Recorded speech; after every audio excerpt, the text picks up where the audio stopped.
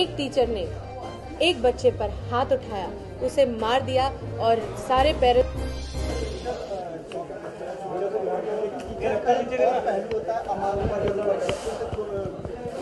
मारते हैं उनको, बहुत प्रॉब्लम क्रिएट करते हैं छोटे बच्चों को। कई बार घटनाएं हमने टीवी पे देखी, तो उस पर आपका क्या टेक है? टीचर को उस तरीके का रवैया क्यों नहीं लेना चाहिए? हमारे I think it's a sad reality कि हमारे न्यूज़ और हमारे न्यूज़पेपर्स अपने पहले पेज पे सिर्फ जो गलत बातें हैं उन्हें छापते हैं और हम उन्हें ही पढ़ते हैं। वो दिलचस्प लगती हैं बातें। अगर आपके न्यूज़पेपर पे ये छप जाए कि 50 लाख स्कूल्स हैं इंडिया में और उनकी 50 लाख टीचर्स बहुत अच्छा काम कर रही हैं, तो ये न्यूज़ बैक पेज पे आएगी। मगर एक टीचर ने एक बच्चे पर हाथ उठाया, उसे मार दिया और सारे पेरेंट्स खड़े होकर उन्होंने इसका विरोध किया, ये फ्रंट पेज की न्यूज़ होगी। सो जहाँ पर मैं ये नहीं कह रही कि ये बात सही है, ये बात गलत है। किसी भी टीचर को या कोई भी घटना को गलत नहीं होना चाहिए, मगर मैं आपको ये बता रही हूँ कि हम जो सही बातें हैं, जो अच्छी बातें इस देश में हो रही हैं या इस दुनिया में हो रही हैं, हम उन पर ध्यान नहीं रखते। हम एक गलत बात होती है, हम अपना उस पर ले जाते हैं। सो ऑल आई से इज टीचर्स, नर्सेस, डॉक्टर्स बहुत ही कमाल का काम करते हैं हमारी ज़िंदगी में। एक हमें पढ़ाते हैं, एक हमें हेल्प देते हैं, जो डिफेंस में हैं, हमारे देश की रक्षा करते हैं, इसलिए हम आज़ादी से घूमते हैं। पुलिस में जो काम करते हैं, इसलिए हम रात को बाहर जाते हैं, लड़कियां बाहर जाती हैं, कुछ नहीं होता। मगर एक गलत घटना हो जाती है तो हम पूरी पुलिस फोर्स को, पूरी डिफेंस को, पूरे सबको हम निगेट कर देते हैं। I think the fault lies with us. जी मैम, आजकल बहुत सारे ऑनलाइन कोर्सेज निकले हैं, ऑनलाइन ट्यूटोरियल्स जो बच्चों को सिखाने का दावा करते हैं। क्या आपको लगता है कि ये ऑनलाइन ट्यूटोरियल्स टीचर्स की जो टीचिंग होती है, जो ट्रेडिशनल टीचिंग होती है, उनको कभी ओवरटेक कर पाएंगे? ये तो वही बात हो गई कि do you think a robot can replace you?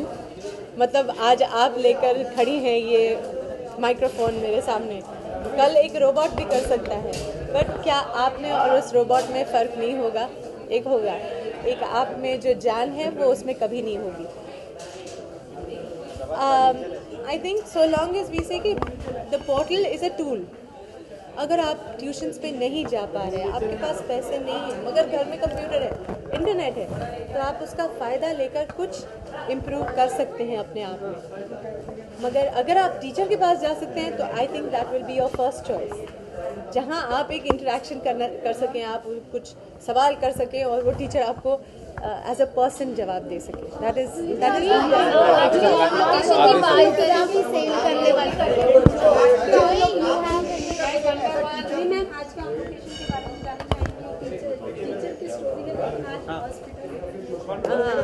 ये हमारी कहानी में एक ट्विस्ट है, एक एक्चुअली संगीन मोमेंट है इस फिल्म में, which is really the turning point of the film and the story, and जब आप फिल्म देखेंगे तो that is going to really move you. So I won't want to say too much, but क्योंकि अभी तो film की release थोड़ी आगे होगी, जब होगी तो तब मैं और आपको फिल्म के बारे में बताऊंगी। But this is a very important part of the film and a very serious film. हाँ, मेरी टीचर हाँ, बिल्कुल भूलते हैं मेरे को तो। अब देखो, बचपन की बात है, ये नहीं याद इतनी सारी के हमको पढ़ाया क्या, किसने क्या किया, ये याद ज़्यादा रहता है जब हम बदमाशी कर रहे थे तो हमारी टीचर ने हमारे साथ क्या किया। जैसे कि मुझे याद आता है कि मैं 8th स्टैंडर्ड में थी और हमारी एक नन थी, हमें ज्योग्राफी पढ़ाती थी, इंग्लिश पढ़ाती थी, और एक दिन उन्होंने एक सरप्राइज़ टेस्ट दे दिया। अब मैंने तो थोड़ा बहुत पढ़ाई की हुई थी, तो मैं तो ठीक थी। जब मेरी साथ वाले डेस्क में जो मेरे साथ बैठी हुई थी, उसको कुछ नहीं आता था, तो I am trying to help her in the test, I am trying to help her, so I am saying softly the answers. Teacher ने मुझे देख लिया, get up, stand up, outside. अरे यार, एक तो टेस्ट में मतलब मैं तो गई, क्योंकि अब मैं पेपर नहीं लिख सकती ना, I am gone, I am standing outside. और वो होता ना मर्फीज लॉ कि जो गलत होना होगा वो सही समय पे होगा. मैं बाहर खड़ी हूँ क्लास के, वहाँ से प्रिंसिपल गुजरती है, प्रिंसिपल मुझे देख लेती है. आई एम लाइक, अब तो पूरे मर गया आज. So these are the lovely little moments, but they stay with you. And